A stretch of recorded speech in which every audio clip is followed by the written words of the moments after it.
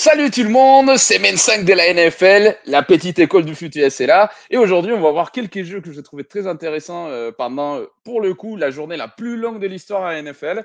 Parce qu'on a commencé très tôt et on a fini très tard pour les vaillants, bien sûr, à cause d'une tempête électrique à Pittsburgh. Donc, sans plus rajouter des trucs pour l'instant, on commence tout de suite. Mais d'abord, vous le savez déjà, générique.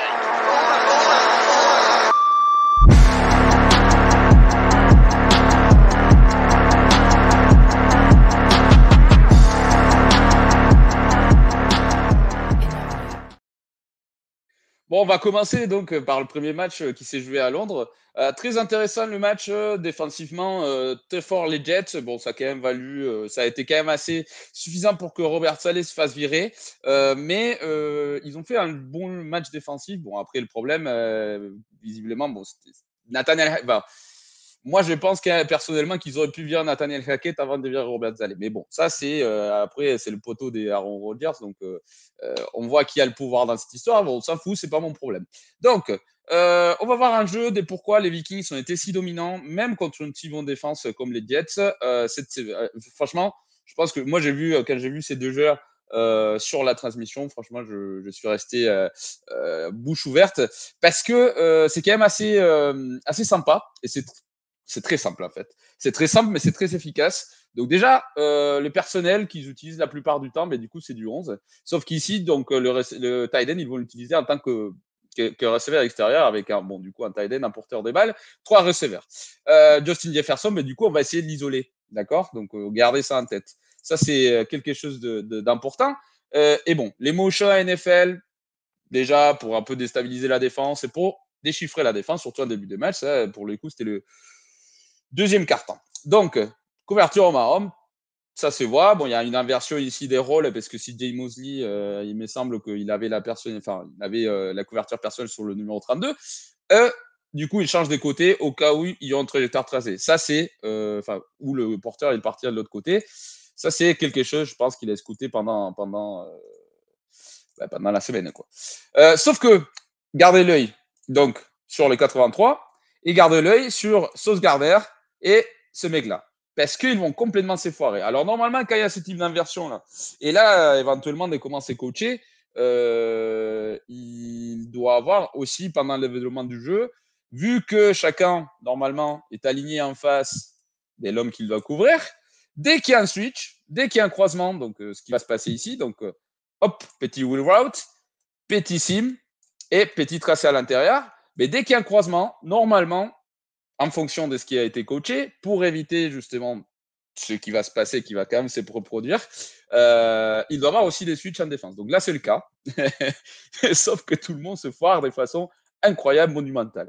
Alors, donc là, gardez en tête donc, la combinaison des tracés que je viens de dire. Sauce Garner qui le dit, c'est ton mec, c'est ton mec. Et oui, sauf que ton mec, t'es sûr que c'est son mec? Parce que après, tu as oublié qui est le tien. Et donc, tout le monde oublie qui est le sien. Les deux mecs, les deux, Sauce Garner et l'autre corner, ils partent direct sur le tracé de Justin Jefferson parce qu'ils ils sont stressés. Ils savent qu'en fait, c'est la première lecture. Ici, Sam Darnold, il n'est pas sympa parce que vous regardez, le tight end, il est déjà libre. Franchement, il lui lance la balle. Je ne sais pas s'il y a touchdown parce qu'il reste des safety. Mais bon, il avait le choix. Après, ce qui va se passer, c'est que le 83, il voulait donc la cible, le tracé des cibles, son taf, c'était délibérer la zone pour Justin Jefferson, justement, pour qu'il passe derrière lui. Sauf qu'il fait un tellement bon taf qu'en fait, il va plaquer tout le monde. En vrai, il a touché personne. C'est les autres abrutis qui sont venus s'écraser contre lui. Et la balle, bon, malheureusement, la balle, elle n'est pas parfaite parce que si elle est parfaite, il y a clairement touchdown. Et je pense qu'ils peuvent s'en vouloir. Bon, après, c'est pas un souci parce que derrière, ils ont quand même réussi à marquer, il me semble, dans cette série. Mais ça, c'est le premier jeu. Donc, il faut comprendre ses points forts, savoir leur donner la balle, savoir les utiliser. Ce qui est tout à fait le cas du coach Kevin O'Connell de Vikings, qui fait un travail incroyable. Et, deuxième point, tout le monde est au rendez-vous, même au jeu des courses. Donc là, tout le monde, pareil, alors c'est le personnel qu'on va changer. Personnel 21, avec deux porteurs des balles, bon, un fullback, un porteur des balles, et puis un tight end aussi. Petite motion aussi pour déchiffrer la défense. Donc, ils sont dit à homme, on fait n'importe quoi. Donc, on va changer pour voir si éventuellement on arrive à les stopper. Couverture des zones, sauf que jeu de course. Et très bon jeu de course de tout le monde, mais vraiment tout le monde. Et ça, c'est un régal à regarder quand tu es coach d'une équipe. C'est pas mon cas, bien sûr. Mais franchement, ça se passe comme si les Jets étaient en train de s'entraîner aussi avec les Vikings. Donc, dans le bloc du 64, dans le bloc parce que du coup, on bloque l'homme le plus antérieur par rapport du coup, enfin, antérieur du côté contraire de là où ça va se développer la course. Double team, sur quand même les meilleurs joueurs des Jets en ligne défensive. Et puis on va dériver sur le linebacker qui vient en poursuite, c'est pas le bon. Donc je efface. On va dériver sur lui éventuellement, le temps qu'il fasse sa lecture, parce qu'en plus il prend du temps. Le seul linebacker qui fait une lecture correcte, qui vient fermer son gap, n'empêche qu'il va se prendre le tacle directement dans la gueule. Donc merci beaucoup. Petit crack block sur les D-end, incroyablement exécuté par le receveur. Et puis, on laisse le corner Sauce Gardner, qui est bon, c'est un très très bon corner en couverture des passes. Mais bon, il fait 15 kilos comparé au fullback, qui est bon, lui, je pense qu'il soulève le poids des Sauce Gardner par bras à la muscu. Et du coup, qu'est-ce qui va se passer? C'est que le porteur des balles, il ne va pas être touché par personne. Et alors là, regardez les développements des blocs. Regardez-moi les 75. Jusqu'où il va bloquer les 75. C'est un régal de regarder ça. Le seul qui ne travaille pas ici, c'est Justin Jefferson qui est tout en haut. Il se dit, de toute façon, moi, j'ai fait mon taf. Le corner, il est de mon côté, il n'a pas bougé. Et regardez, le mec, il se fait contacter la yard 15, quoi. Et c'est le linebacker qui fait le plaquage. Mais bon, l'autre, il a déjà gagné 45 yards. Donc, merci beaucoup. Donc, ça, c'est énorme. Autre chose qui est énorme, c'est comment les Texans, ils scoutaient les Bills après le match contre les Ravens. Donc, qu'est-ce qui a fait du mal? La course. Certes, les Texans, ils n'ont pas un porteur comme Derrick Henry, mais il n'y a pas besoin. Que le schéma des blocs suffit. Et là, c'est ce qu'on va voir ici. Alors, personnel, comme d'habitude. Donc, il y a un porteur des balles, un fullback, un tight end. Donc, vous savez déjà, c'est un personnel 21. Et deux receveurs. Alors, ce qui est quand même assez clé, c'est que tout le monde, donc maintenant, encore une fois, donc le jeu, il va se passer de ce côté. Donc, quand je vous dis de ce côté-là, donc quand je vous dis down block, ça veut dire que tout le monde va essayer de bloquer l'homme le plus intérieur du côté contraire de la course. Sauf, bien évidemment, le dernier, parce que bon, il faut que quelqu'un bloque le D-end. C'est ce qui va se passer exactement. Et donc, le dernier qui reste, pour le fullback, d'accord? Donc, dans ce cas-là, c'est pas tout à fait lui, c'est plutôt lui qui va être bloqué. Mais voyez, donc, il y a quand même, ils sont en supériorité numérique sur la ligne. Surtout si on prend en compte que. Alors, donc, on va quand même faire tourner un peu. Je vais arrêter de dire n'importe quoi parce que je ne connais pas par cœur les schémas des blocs non plus des Texans. Donc là, ils sont en supériorité numérique grâce à la motion. Il se trouve que la défense, il ne s'ajuste pas. Et en plus, un truc qui joue énormément, c'est que les Bills avaient envoyé un blitz du côté contraire de la course. Donc ça aide beaucoup. Il se trouve qu'il y a quand même une fan de CJ Stroud sur l'autre côté, tout le monde d'ailleurs, même le fullback il commence de l'autre côté, et du coup ça va foirer, ça va faire que de sorte que cet homme-là il va se foirer des lectures et il va se foirer d'endroits. Alors lui, le safety, il va prédire qu'il y a quand même que c'est une play action, donc il va partir dans sa zone et il va complètement oublier sa responsabilité dans le jeu de course. Donc petite misdirection, très bien prise d'ailleurs le blitz par le garde. Encore une fois, comme il y a la misdirection, toute la ligne défensive part du côté donc de la feinte et ça aide beaucoup parce que du coup toute la ligne défensive va partir là-bas et ça facilite des down blocks de tout le monde, mais vraiment tout le monde. Donc là, poum, poum, poum, et tout le monde est éliminé sur la ligne défensive. Le tight end, c'est lui. Donc tout à l'heure, j'avais dit que c'était les tacles. C'est pas tout à fait les tacles. J'avais oublié la motion, pardon. Excusez-moi, je suis humain. Et par contre, du coup, c'est le tight end qui va faire un superbe travail sur le D-end. Et ça va laisser, du coup, le fullback 1-1 contre la linebacker qui est déjà en retard. Et au-delà d'être en retard, le mec, en fait, ça, c'est clairement. Tu peux être en retard. Tu peux te foirer des lectures. Parce que l'autre équipe a quand même le droit de faire des bons jeux. Mais tu peux pas atteindre un fullback comme ça. Tu peux pas t'arrêter dans ton jeu. Au moins, viens le défoncer, quoi. Essaye au moins de ralentir le porteur des balles pour que le safety ait une chance de revenir. Donc ça, c'est première chose. Deuxième chose, je veux que vous regardiez le travail du 31. Vous me direz, est-ce qu'à votre avis, il a envie de faire le plaquage ou pas? J'ai dit ça, je dis rien. À vous de voir. Moi, je pense quand même que non. Et il y a aussi quand même des trucs. Donc, l'avantage des coureurs efficacement la balle, c'est que même les petites fentes où on voit quand même qu'il n'y aura pas des courses, mais aide beaucoup pour développer le jeu des passes derrière. Et puis aussi, ça aide que les Bills sont quand même complètement foirés. Premier quart-temps, ils n'étaient pas là. Ils ont joué bien défensivement le reste du match, mais le premier quart-temps, clairement, ils n'étaient pas là. Ils sont restés à Baltimore.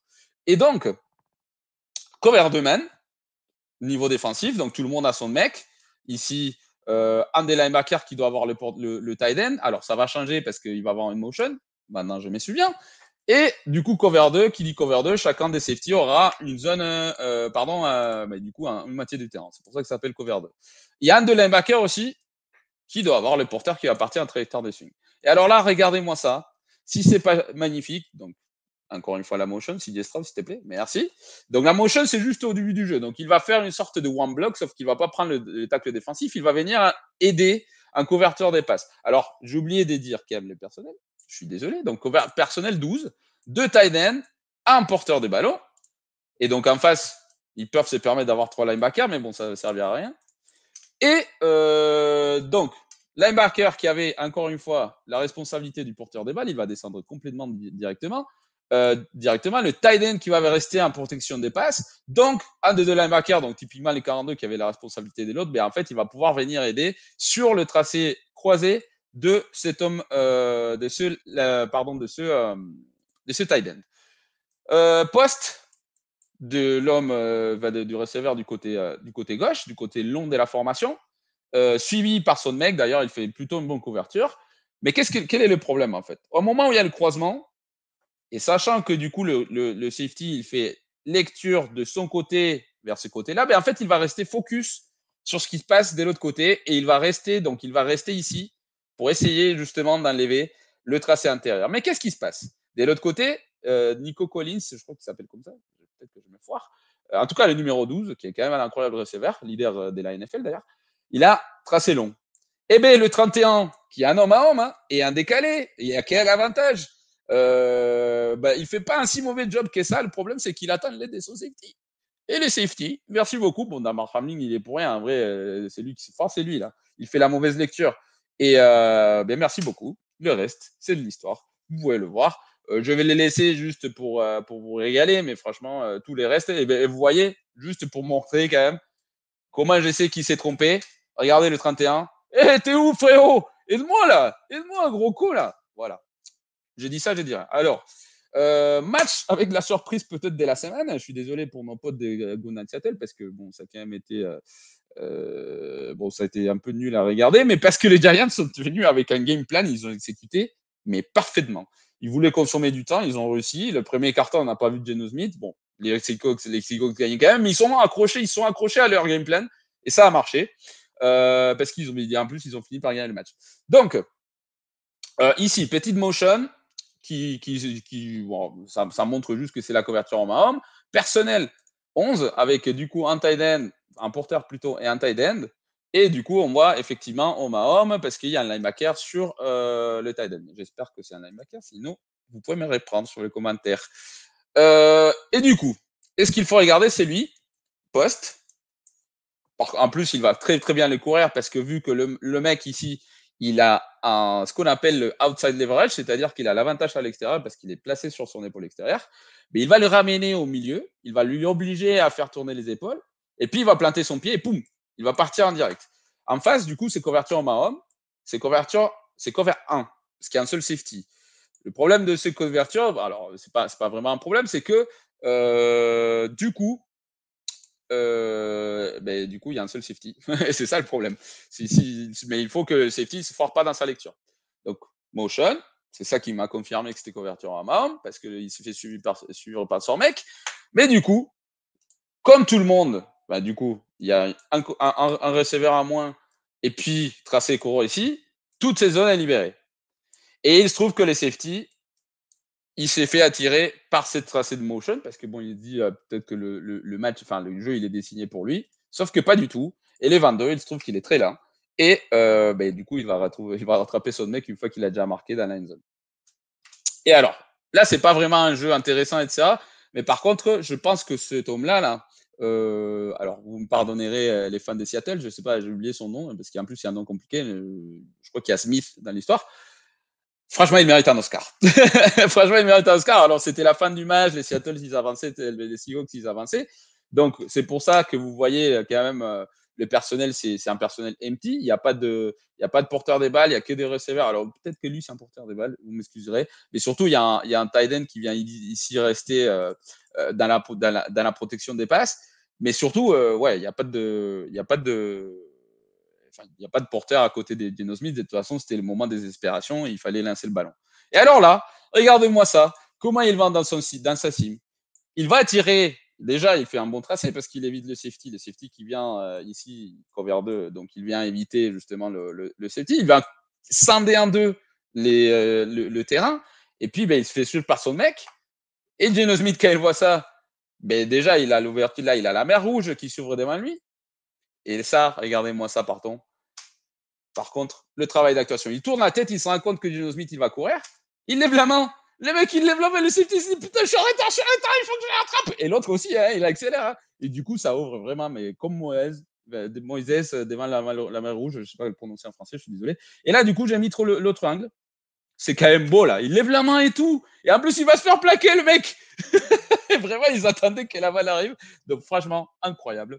Ça valait la peine de le montrer.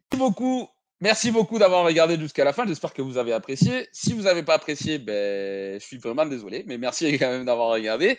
On se voit la semaine prochaine. N'oubliez pas, dimanche, on a Odell et on se voit aussi la semaine prochaine pour la petite école de foot. Entre-temps, rien de plus à vous dire que passer un bon week-end et continuez de profiter de la NFL.